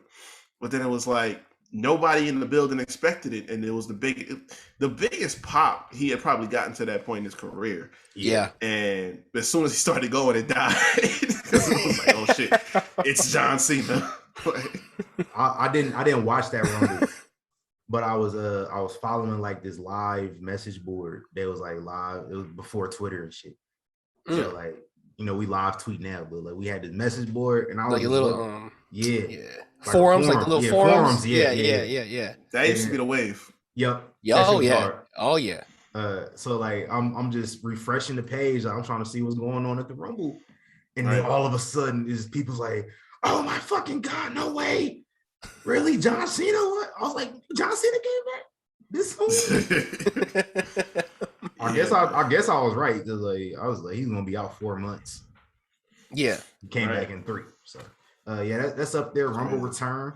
What about the Nexus invasion, man? Where do y'all put that? Oh my gosh. That's gonna be my top 5. It's up there. It's definitely up there because that's what starts the whole CM Punk thing, right? Yeah. Not yet. No. Wait, hold on. That's what starts the I'm thinking you talking about the first Nexus, right? Yeah, with like Daniel Bryan and Wade Barrett. Daniel Bryan got fired. He got fired. Yeah. You know what was funny about that whole thing is that leads up to like the 5-on-5 at SummerSlam, right? Yep. And one of them, I'm looking at the Nexus size. I'm like, yo, they're pretty good. 7-on-7. Yeah, hyper elite athletes. And then you look at Cena's squad. You're like, crusty ass Bret Hart. Yes, that's exactly. I'm like, some of this doesn't make sense now. Why would he be here? Yeah. I don't even know how they got Bret out of that match, bro. Yeah, right. Me either. Knowing that man can't take no bumps. Right. Couldn't do nothing. And they gave him a U.S. title at that point, too. They did, bro. They did? Yeah. Bret Hart was U.S. champion in 2010. I forget which month it happened. I think it was right. Oh my gosh. It was after. It might have been after something. Yeah, it was after. Yeah. But he had the title for a good minute. Yeah. About a week or two, something like that. Is that the same year he had that match with Vince too? Yes. Bret Hart. Yeah. Oh wow. I seen Bret posted about that match on Instagram a couple days ago though. Oh yeah, what he say? He was like, he was saying it was a picture of him walking down the ramp at Mania, and he was just kind of like, reflecting on life. It was actually one of the times I really was feeling what Bret Hart was saying, because he didn't say nothing. He wasn't hating, what I'm saying? Yeah. He was basically like, there was a time where I never thought I'd be able to do this again. Like, he was basically saying like, people don't really remember the match, or people don't, highly rate the match, but like, it was just this moment. Like, he was talking about how he had all his health problems, how like he didn't know if he would be able to walk even. So he's walking down the ramp at Mania. It was dope. I like that. Okay. Yeah. I was definitely expecting him to say something about Goldberg at some point in that post. Yep. Big hate. Nah. That's all he do. But no, let me tell you my personal favorite moment of John Cena's is I was at a house show in 2004. It was Easter Sunday. And on Easter Sunday the year previously, my grandmother passed away. So the next year on Easter, we went to wrestling, like, cause that's when I like really fell in love with wrestling was the day my grandma passed. Because knowing that like she probably like we've kind of, I think she had died already when we found her like in her house. Not to get sentimental and not to get sad. I'm not gonna get sad, but my uncle had, this was like a month after WrestleMania 19, and I didn't get to watch it, but my uncle had it on tape, and he just turned it on, and like I just got lost completely in what was going on that day. So like wrestling's always been there for you boys. So the next year on the anniversary of the holiday and everything, we go to a live show in town, and at the end of the show, like after the main event, Eddie Guerrero was WWE champ. And John Cena was US champ at the time. And Too Cool, they were tag champs. So all the champions on SmackDown came out and they did the Too Cool dance. And John Cena, just this big swole ass dude, like it's like seeing Terry Crews dance. Like, bro, you too big. And no rhythm. Nah, yeah, Reek there. The white boy shuffling and shit. Eddie Guerrero couldn't dance either, though. He did the salsa, and that was it. Oh yeah. That was fun. Like it was something that like kid me needed at the time, like trying to escape trauma and whatever. Right. So yeah, I'm sorry if I got a little deep on that. Oh no, man. That's just that's a personal. What Cena does. Yeah, it's a personal, like sentimental moment. Like one day I'm gonna meet John Cena and tell him exactly what I just told you. Because like that made me a John Cena fan for life. You know, even though I was fake hating, but I was John Cena. And y'all remember he had the concert on Raw? Where he rapped his own when his album came out, right? Yep. On my list. Yeah. Oh, but hold on, before I get to you, Reek. Yeah, no, but you know what? That's cool, TC, because you know, like they've always said, John Cena has the most Make-A-Wish meet and greets, right? Yeah. So like, you know, I'm pretty sure like what that meant for you, he meant like that for a lot of people, you know. Mm-hmm. I'm pretty sure a lot of people got similar stories of like John Cena. Oh yeah. You know. Yeah. Like we were just talking about it before, like not just a rapping hit, but remember the times when he would come out and he would do like his motivational speeches, like as a promo. Yeah. And the never give up and all that. I remember he pointed like never give up, like every this kid. day, each and every week I come out here and I bust my ass and I never give up. I show us loyalty and respect. He just, you know. Right, exactly. Everybody in the back. I'm the first one in, the last one out. The future goes through me. You know, shit like that. You know, he sat up there. He's like, "This is how you do it, Terry." Yeah. You know. Yeah. And you know, and I remember one time he said never give up, and he pointed to that kid who like just is in cancer recovery. And he said never give up like this kid. Yo, I mean, dude was hitting on all levels, emotional, you know, everything. So yeah. That's a fact. Y'all got any more moments? I got well, I had the Battle of the Bands, which I don't know how the hell Chris Jericho got Fozzy in any type of a battle for any kind of bands. I love the segment. I just didn't love the fact that they had Chris Jericho out there with Fozzy. And they said they was like, we got Chris Jericho presents Fozzy next week, and this is me, 12 years old. I'm like, hey, ain't nobody trying to hear that bullshit, man. Not for real. That's a big no one trying to hear that now. Yeah. Hell no. He got one song. People was risking COVID to see Fozzy. Yeah. This dude, Chris Jericho. I had the opportunity to see Chris Jericho in person. For some reason, WWE did a show in my city 2 months apart.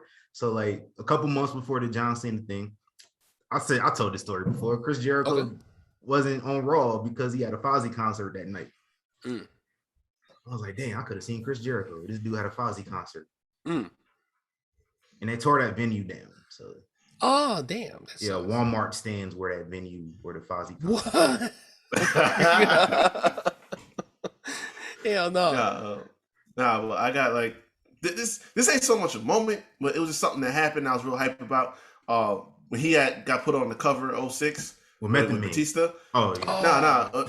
When he got put on the SmackDown versus Raw cover, because to date that was probably like the most hyped purchase I ever made, because I was like big on the SmackDown versus Raw games, and SmackDown Raw.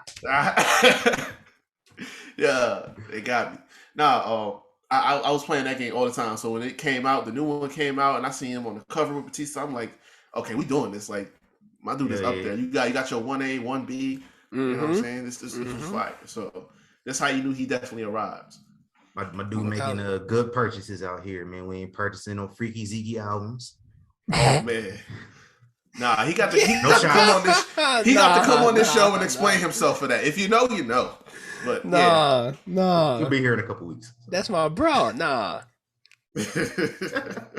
No, all right. Let's transition over. So we talked about our favorite moments, and we brought up that concert because this dude was a rapper. He had a rapper gimmick, but like it wasn't just a gimmick. This dude was really rapping. Like he had a track on. You remember the Thematic CD? Yep. I played the hell out that CD, bro. Like in my Walkman at school every day, I just played that whole CD. But the last song, he had a song on there. He was spitting. They never released it. It was never no official theme music or nothing. But he dropped the You Can't See Me album in the summer of 2005. And that whole album was hard, man. Like, like even today, like I'll just listening to it before we came on. I was like, yo, this still holds up. Like, it might be timeless. It's not bad. It might be timeless. You Can't See Me, classic. Should have went triple. It went platinum though. It went platinum. Yep. John Cena has a platinum album. John Cena had a platinum album before Rick Ross. Damn. Rick Ross just had a platinum album like 3 years ago. No, stop. Dead serious. For real? Port of Miami just went platinum a couple years ago. That came out in 2006. Gosh, damn. Wow. That's crazy. Is that a house phone? Y'all got a house phone? Yeah. I thought it was just a ringtone. That's like a house phone. Dang, I ain't seen one of them in ages. But let's get back on this though. You Can't See Me, the album. So I did not purchase a Freaky Ziggy album ever in my life. I purchased this John Cena joint. That was the first. I think it was the first. That album cover was hard too. That album cover was pretty hard. Even though like it was just a WWE title, but it was like it worked for that time. Go look it up now, and it looks like it was made in 2005 because it's so fucking pixelated. Like yeah. But like that was the first album I bought with my own money. Like I just started a job, right? I went out in a tornado watch to get this album, bro. Streets was flooded, but I needed. You literally couldn't see. You literally couldn't see. Yeah, literally could not see on the way to the stove. So I copped that album, played it. I played the hell. I still got the physical CD somewhere. Okay. So yeah, I still got my joint. I'm gonna have John Cena sign that bitch one day. Oh yeah. I think there's a track called I'm a Bad Man. That was Bad Man. That was my favorite. That was okay. Okay, yeah. They debuted the video on Raw, and they had the little 18 parody. Had Gary Coleman. Yo. But no, this man had an underground legend, Freddie Fox, on that joint spitting. Yeah. Y'all remember he had a song with Merce back in the day? Yes, I was gonna bring that up. Hustle? Yeah, Hustle. Yep. Yeah. Yep. He was in the video and everything. Thanks. Yeah. This dude pulled up the fucking Inglewood, bro, or wherever where Merce from. I think he's from there. Inglewood he pulled up to the hood though. Yeah. Yeah. No, like he was in there. I think somebody told the story. They said John Cena pulled up to the hood, no security, laid down his verse, was kicking it with him for a little bit, and then dipped. Oh yeah, that's what they said. Yep, that's crazy. I believe it too. I believe it too. I mean, it's like that Razor Ramon. Remember that picture of Razor Ramon in the hood chilling? Yeah. And the picture doesn't seem out of context. It's like, yeah, he'd be there, you know. Dude. Yeah. So this outlook, like Armin, you said Bad Bad Man was your favorite song. Y'all got any other favorite songs on this? Nah, you know what? That's the one I know I played the most. Obviously, the Chain Gang, that was definitely up there. Oh, Chain Gang is a click. Yeah. Chain Gang's up there. Yeah, that's another one. Because it was crazy. I don't know who actually produced the tracks, but like I said, No, like, the it was beat so was hard, wasn't it? That's what I'm saying. Like it was so parallel to the music of that time. He got this joint on there called "We Didn't Want You to Know," and that I swear I thought it was a Dr. Dre beat when I first heard it. I was like, this shit, Yup. Right. I ain't gonna play it because I ain't trying to get copyrighted, but. And the Chain Gang one was like so close to like what Dipset was doing. Yes. At that time.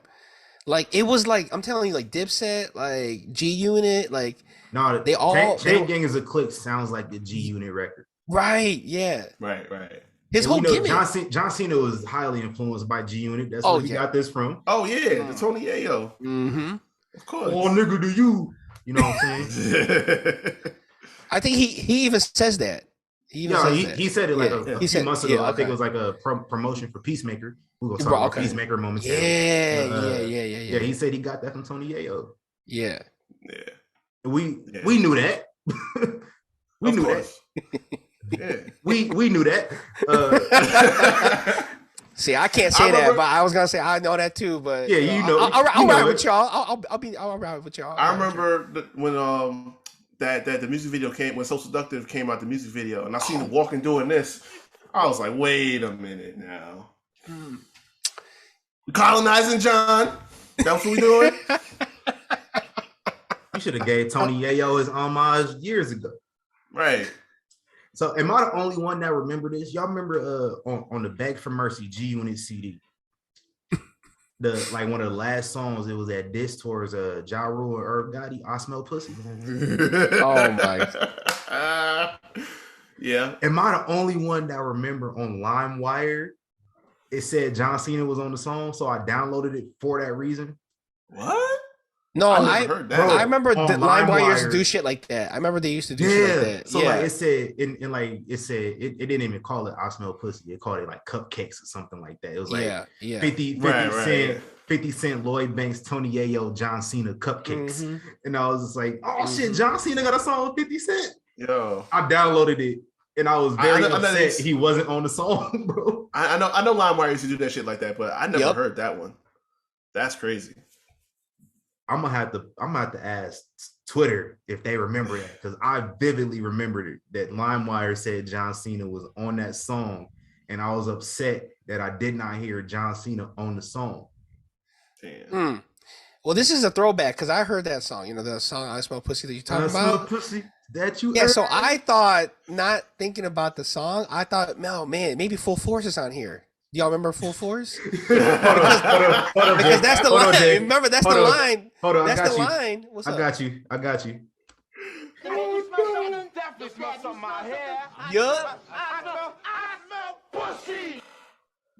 Yup. I was thinking like, yo, they doing a song with Full, because remember, like you put this sound bite. That's what they said in the house party. House Party.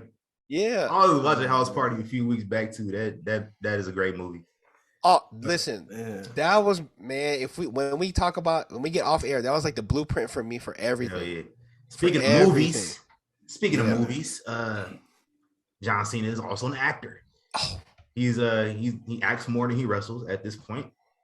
Yep, which is good for him. I love it. I love to see it. What's your favorite John Cena movies, man? So I didn't have any for a long time until I saw. Well, first of one and two. First was Trainwreck, because he was doing all these serious movies like The Marine, which was garbage, and 12 Rounds, which was hot garbage. But I wasn't a fan. I'm sorry. I wasn't a fan. All right. But no, when he started, veering into comedy, we was hitting on something. Because Trainwreck, when he was talking some crazy shit, talking about he gonna fuck this man in a movie theater, like, I was like, yo, wait a minute, bro. Like, wait a minute. Yeah, he was talking some wild shit. But the other one, the one that did it for me, that's like, okay, John Cena could definitely be an actor for real, was Blockers. Yeah, I was fucking great, bro. Bro, I was spitting drinks out and snot bubbling, laughing like he had me in this fucking movie, bro. It was hilarious. Yeah, he was good in that show, in that movie. He was real good. That man understood the assignment. Unlike Reek, I actually like 12 Rounds. It is a guilty pleasure movie of mine. If I see 12 Rounds anywhere, I'm probably gonna turn it on and just be watching it while I'm doing something else.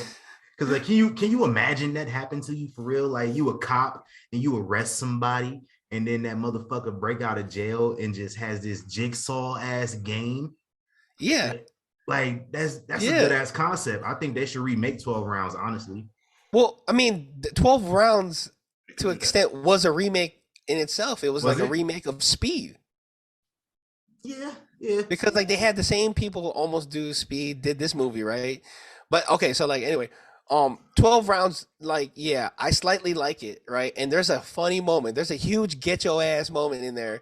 Is when he has to do math. He has to do equations in that scene. Remember when they're trying to figure out where he's at? He's like, oh, well, if you put this and this together, he was doing Steiner math, basically. There's a scene where he was doing Steiner. That's right, yeah. Oh, man. No, see, look, y'all about to make me go find where 12 Rounds is at, and I'm going to watch this after I watch Bobby Lashley and John Cena. It's Cena month, so I got to watch John Cena movies, too. Oh, yeah. Now, Blockers was dope. Have y'all seen Vacation Friends? Yeah. Oh, that was good shit. too. No, I gotta watch that. That shit too. Like, oh man, Vacation Friends is John Cena and Blockers on steroids. Like, yeah. 10 times wilder, bro. I remember watching the trailer and I'm like, I gotta catch this movie, and I know it was coming out on Hulu or something like that. Yeah, and I never got around to watching it. So yeah, that shit is hilarious, bro. Y'all seen Playing with Fire? Not Playing with Fire. I haven't seen that one yet. No. He's not a firefighter. What's like, I forgot the name of the occupation. A Coast Guard? Is it a Coast Guard? No. I gotta actually find out exactly what it's called. It's like Trainwreck. That's the one with Amy Shoemaker, right? I mean, Amy Shoemaker. Yes. Amy Shoemaker. You know what I'm talking about? Yeah. And LeBron. Yeah. Bro, LeBron had a better performance in that movie than Amy did. Which is sad. That says a lot, bro, because LeBron was terrible in that movie. Yeah. Listen, I was more entertained by LeBron in that movie. LeBron is terrible in every movie, bro. Listen, I was entertained. It was doing it for me. Because you know the thing with Amy, John Cena was playing, because that was kind of like a spin-off of her real life, right? Basically. So John Cena was actually playing Dolph Ziggler, wasn't he? Oh God. Because remember how I think that was the joke. Like, he was playing, because they're going around after all the people that she dated in real life. Right, and Amy was tied a little bit with Dolph Ziggler. They had like a one night stand. And Cena's role was him playing Dolph Ziggler. That's what I thought. I gotta go run back Trainwreck again, man. I mean, it might have been based off that, because I think in the movie he was like a trainer or something like that. Yeah. Okay. Playing with Fire. Playing with Fire. He was a smoke jumper, which is like a security guard. Yes. Security guard of firefighters, like basically, like firefighters actually fight the fire. Smoke jumpers like offer the initial response. And the firefighters in this movie were assholes, but basically the smoke jumpers helped contain like a fire, spoiler alert. Right. But they had, like, if I remember correctly, it's like these 2 kids, maybe 3 kids. They're like brothers and sisters. Oh, I know. And they're stuck at the fire station, like, yeah. You know, during like a storm or whatever. But that was actually a decent movie. It was like Kindergarten Cop, but kinda. Yeah. Like, I know this movie now. Because like John Cena, his character was so like focused on his job that like he didn't like kids, like he didn't know how to. So like he's having to watch over these kids and he does not know what the fuck he's doing. And so these kids basically like get him to come around. It's a good movie. I recommend it. I'm a John Cena fan, so you know I check out everything. Like F9, that was a terrible movie. Oh. When he was his brother? Yeah. When he was his brother? Bruh. Like, we didn't even know Dom had a brother, and then he gets a brother as John Cena. Yeah. Right, and then Dom is what? Dom is like Hispanic, right? His character in there? Is he? Yep. Something like that, right? And then throughout the whole time when they say that John Cena's the brother, I'm like, how are we supposed to believe that he's Hispanic? Exactly. Like, come on, son. Yeah. Not even a hint. Not even, yeah. What pissed me off too is like they gave him the same kind of fit. Like they gave him that turtleneck with the chain to make it look like he had some culture in him. Like, no, don't do that. Don't do that. And then of course, Peacemaker. Like I didn't really. I wasn't feeling Suicide Squad, but Peacemaker, the show. Yeah. Oh yeah. John Cena and The Rock about to turn DC Comics the other way around. Oh yeah.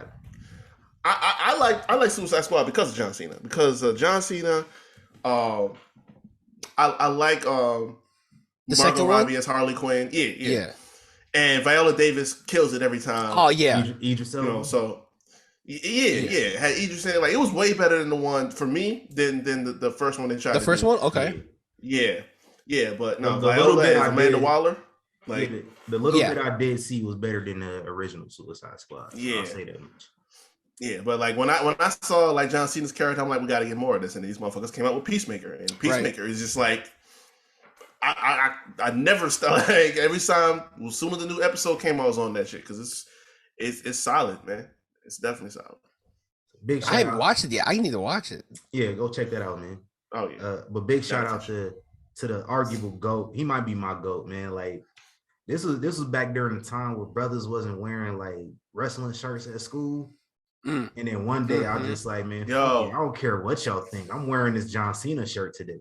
Yeah. The first time I saw a Hustle, Loyalty, Respect shirt in middle school, I never forget that because when my boys was wearing it, I was like, I wanted that shirt. Oh, we on that type of time. Me too. Yo. I had this John Cena shirt from like JCPenney. Like it wasn't even like official shop shirt, but that's the one I told you. Like I used to have it when I was younger. What did it look like? What did it look like? I don't even remember at this point. I'm gonna be honest with you. It had his face on it. That's all I could tell you. Yeah. Okay. Because you know what's crazy? It was like him doing this pose and shit like that. Yes, I know exactly what you're talking about. Yup. Y'all had that joint, like, because JCPenney shirts was like, $15. It was cheap. But you know what's crazy? So like, some of their shirts, some of the aftermarket shirts, I think are a little bit better. They are. Because, when you get the WWE shirts, they be putting all the shit everywhere. You know what I'm saying? Like their sayings, their signs, it'd be too cluttered. You be having like, bullshit on the back of the shirt. Yeah, like you just need something clean, And I remember like Walmart used to carry his, like JCPenney's, like a bunch of like local shops used to carry theirs. And I used to buy my brother all of those. Yeah, man. And everybody be wondering like where'd you get that from? There was so much Cena merch that I wanted, and that was one of my moments I forgot too because go ahead. when he debuted the spinner on SmackDown, there was no belt in wrestling history that I wanted more than that fucking spinner as a kid in middle school because the first time I saw that my mind was like blown. Son. The US title, right? So the US and the US spinner too, bro.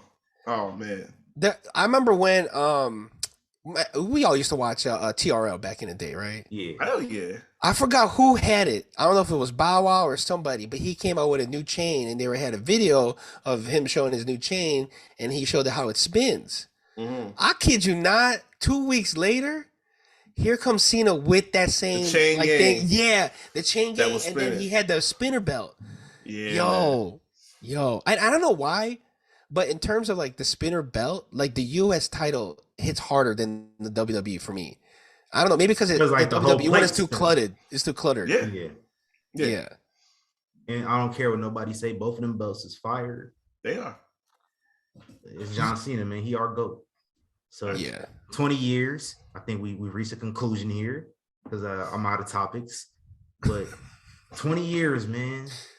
I'm getting my first John Cena shirt next weekend. My first like official shop shirt. Oh, okay. Depending on what it looked like. So I'm gonna see on Monday Night Raw for the 20th anniversary what the new John Cena shirt is gonna look like. Facts. If it's not green, I'm buying it. Okay. Because I don't wear green. Yeah. Fuck the Celtics, huh?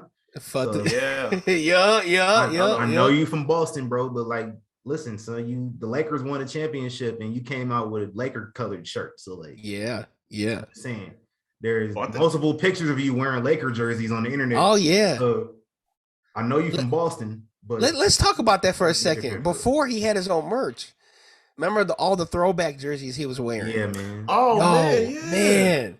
Those were so fire. Every city. I remember he had when he showed up at St. Louis, he showed up with the old St. Louis Cardinals. I was like, yo, that is so dope. Like, I don't even know where he got it at the time. Like, it's so weird because remember at the time, the NBA, everybody in NBA and like Dipset, they were all wearing throwback jerseys. Yeah. Right? And I don't care, man. Like, I remember John Cena had that video where he actually goes to Mitchell and Ness and he buy like the whole store. He bought like all these jerseys from there. And I was like, yo, man, this guy's just hitting on every level, you know? How do you feel when he came out with the Walter Payton? Oh, dude. Oh. And it's like, it hits so good because everybody do everybody do Jordan. Was it Walter Payton or was it Urlacher? No, I think he did both. It was Urlacher. Yeah, he did that do both. That was the parking lot brawl match. Yep, we were just talking about that. He did the Urlacher, but that's in my top matches too. Yeah, forgot about that. What's on there? But yeah, he did the Walter Payton before. I remember that. But the Urlacher, he did that. Yeah. And then it's weird because then after that, all his merch for the jerseys were 54. Right. It was, huh? Because that was his number when he was playing. Oh, okay. Because he was a lineman. Okay. So if you go on Shop, I think they already selling the shirt. That looks pretty dope. Oh yeah, that's the one I was talking about. Yeah. Oh, okay. I didn't see that. Oh yeah, I'll be buying that one. That's the video game, right? The old school video game. Yeah. On the back, you see the back? They got all the different scenes on the back. Right. They got one of him in the suit. This is funny. Yeah. That's a good shirt. That's a good shirt. It's kind of ugly, but I'm gonna still get it though, man. So if I don't quit hitting my damn MacBook out of focus. So I forgot one movie. Ready to Rumble. John Cena was in that. Yeah. He was a background extra. But so we got the 20th anniversary coming up. What is in store for the 20th anniversary? Is Vince gonna show up and say nothing substantial again? You know, Theory's showing up. Yeah. That's the main thing is we're gonna set that up for SummerSlam. But I mean, Vince is probably still gonna go on his, until y'all shut me down tour. Right. Probably talk some crazy shit to hype it up and bring Cena out, and then he'll leave all. Yeah. He'll do another meme jump. Another meme jump. To say, this man almost died trying to leave the ring. Can you imagine Vince McMahon just fucked himself up in my home state? Yeah. I couldn't live with myself, man. Like I knew it was some shit when he started like talking to the cameraman as he's getting out the ring. Like this dude almost turned to Thanos dust, man. Hey, we ever get number 17? Oh yeah. So. No, we don't. You don't think so? Nah, I don't think so. They gotta let him get it for a month or something, man. Shit. I think it might happen. Depending on this situation with Roman and everything that's coming, who knows? Like between everything that they got now, like you still got Bobby out there. When Cody comes back, he getting a run. Seth. Like Seth is overdue. 3 years overdue. Like yep. It's beyond time. They got a lot of shit they got to run first, so I don't think it's gonna happen. All right. I don't know. I think it's gonna happen, but I don't think it's gonna happen like you say anytime soon. Yeah. No. In all likelihood, really, the way things have gone recently, we may just phase out the talk of Ric Flair and just insert Cena into that spot as the 16-time champion. Yep. So I mean that's not a bad consolation prize if they don't. I wouldn't, And this dude said Ric Flair. This dude Ric Flair said, I feel good, only things that could happen, all this bullshit that could happen is the only things I'm scared of. You're talking about his interview, right? You're talking about his interview? He said, this man. Oh, yeah, I mean, they said my pacemaker could fall off, but they could just plug it back in. come on, bro. Out of all his issues. No, but man. I remember Cena had this line. I don't know if he was talking to Eddie Guerrero or Carlito, because remember he had a little feud with Carlito. Mm-hmm. Yeah. And whoever said to him, saying that like, you think you're black because you're rapping, right? And then he comes back and says, "You saying I'm black? Are you saying I'm white, trying to be black rapping? That's the reverse discrimination." I was like, "I'm hating on you for 2 words, for illegal immigration." Like, they let Cena say whatever he wanted when he was Dr. Thugonomics. Oh yeah. Now listen, that's called motherfucking bars, nigga. You know nothing about that. Yeah. Hey, we do a part 2 with Cena bars. Oh, dude, I'm down. Oh, hell yeah. I'm down. That's definitely, real quick, because I know you said green is not the worry for you. The green shirt on here, and the most recent one he had is the cheapest one on here. I don't know if that's on purpose. I'm gonna say I don't know if that's on purpose, but it's on sale. Is that the salute? The Celtics one? That's what I'm saying. Like, let me find out if this is trolling out here. Hey. He said, "Get that out of here, pal." Nah, man. So that was fun. I think we can do more of these now, because I think we found a groove as far as like, career retrospects. We can start doing more of these. Hell yeah. Because I'm tired of talking about the shit that you niggas be talking about, man. Yeah. I don't be. This was fun as hell. Yeah. Plug your socials, y'all. Whoever want to go first. Go ahead, bro. Let Justin go first, man. All right. Well, you know what I'm saying? If you enjoy all my little takes and my side jokes here, then you can find me at Get Your Podcast on Twitter, Get Your Podcast on Instagram. Sometimes I'm on Marks with Mike, so shout out to them too. If I give them a follow. And yeah, appreciate this, y'all. Yeah, no doubt. Shout out to Marks with Mike. They're good friends of the show. Yeah. You can find me at RickHavoc24 on Instagram and on Twitter. Also, if you love sports and entertainment, go check out the Havoc Hour on all streaming platforms where you find Young Kings Wrestling, Anchor, Spotify, Google Podcasts, and the video versions up on YouTube as well. I'm planning some new content. It's not going to be this weekend coming. We was going to try to do something last night, but, I had a family thing going on. But not this weekend, but the weekend after that, I'm going to pencil in. We're either going to do Scream or Kenobi, which one of the two. So I'll let all y'all know. We'll set that up. But plenty of content up right here. All my peoples have been on the show before, so y'all go check that out. I'm the Thespian TC Fontaine. That's tc.fontaine on Instagram, or TC Fontaine on Twitter. And you can follow YK Wrestling everywhere as well. And I want to give a shout out to Instagram for allowing us to change our Instagram name back to YK Wrestling, even though the reason why is because they deleted our old page all the way. Yeah. Which freed up the username. Cool, whatever. We got lynched during Black History. Man, crazy. But go ahead. I got some new stuff up on the Instagram from this past weekend. Pride Style. Yeah. Pride Style was called Violence Diversified. Is I want to say it's like their 6th or 7th show that they've put on. I might be wrong on that. There's so much going on in Vegas as far as wrestling goes, but they crowned their first ever champion, Sandra Moon. Yeah. And if you watch AEW Dark or you watch Impact Wrestling, that name sounds familiar to you. First ever champion of Pride Style Pro. Probably one of the best matches I've seen in person outside of a national promotion ever. Her and Papiase put on a fucking banger, man. And we back at Verzuz again this week. So shout out to Verzuz. Shout out to Verzuz. No doubt. Y'all gonna be watching Forbidden Door? Yeah. I'm tapping in for a little bit. Yeah. The thing is, that better not be no damn 5 hours. Yo, it might be. They got 13 matches on the card. Yeah, they do. I know pre-match is gonna be like, 20 minutes, man. I had just looked at this tweet before I got on with y'all, and it was like, Tony Khan about to hold y'all hostage for 8 hours again. You're not getting lunch or your 2 15-minute breaks either. That's from Powerbomb Jutsu. Man, they ain't lying. Hey, I mean, I'm definitely gonna watch. You know what I'm saying? So I'm gonna watch my boy Tanahashi.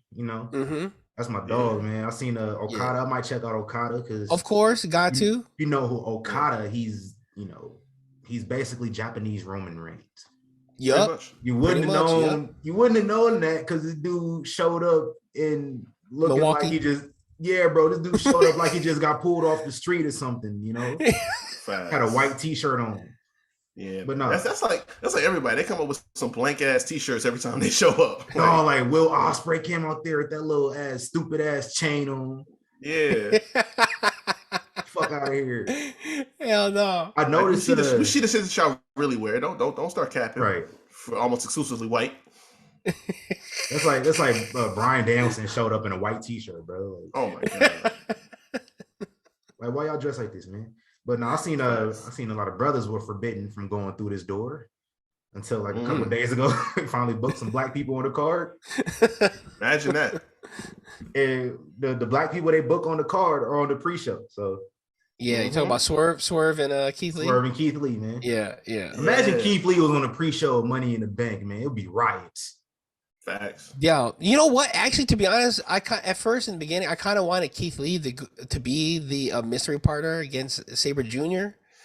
Because just think about it, like it'd be different. It's two different things, But I don't know if Daniel Bryan know Keith Lee like that, so I was like, okay, maybe it's not Keith Lee. Yeah. But I seen my dude Hiromu Takahashi called in sick. Yeah. Supposedly called in sick. Yeah. He found out the Young Bucks was going over. He said, "No, thank you. I'll stay here in Japan." Yeah, he's like, "I'm good. I don't want to see some Ferris Bueller's Day Off type shit, man."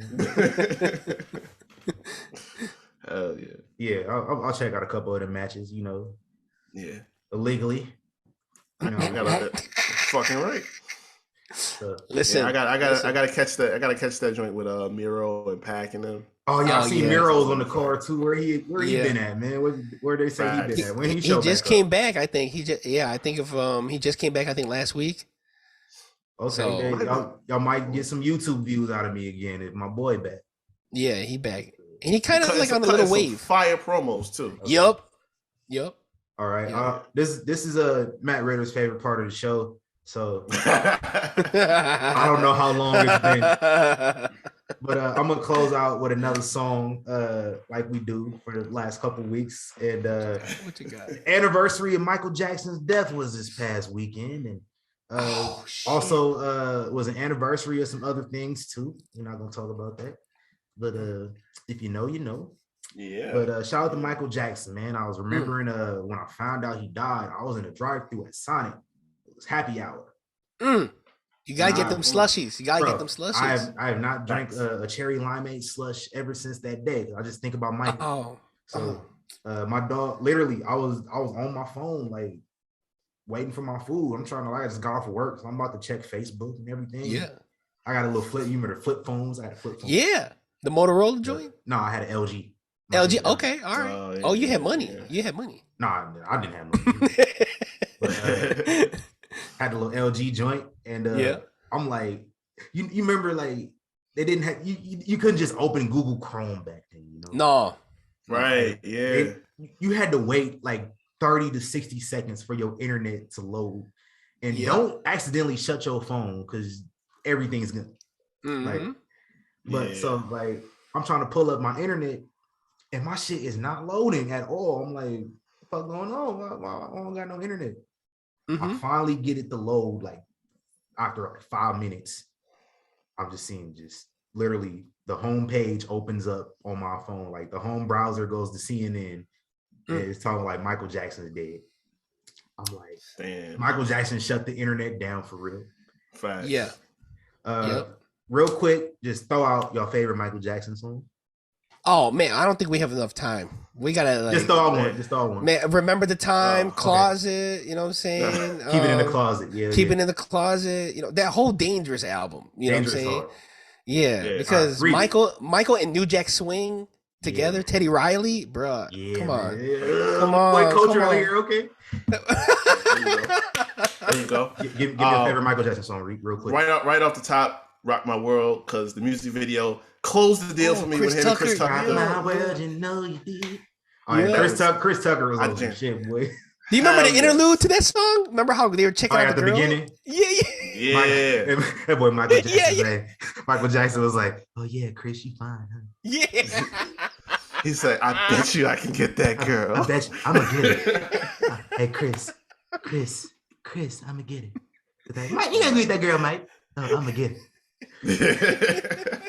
I'm gonna close this out. My favorite Michael Jackson. I got several, but "Want to Be Starting Something" is the best intro of all time in music history. Of one of the best albums, the best-selling album ever. No album will ever sell with Thriller. So it was number 1 for 37 weeks. Yep, 37 weeks. That's why Ron Artest number 37. Yep. So I'm gonna just close this out here. Tell me, why is it so? I don't want to let you go. I never can say goodbye, girl. Ooh, baby. I never can say goodbye. No. Ooh. Come on. Get it. Vocals, baby. Get it. That's how we close it out. Yeah. With little Michael Jackson. Yeah. That's right.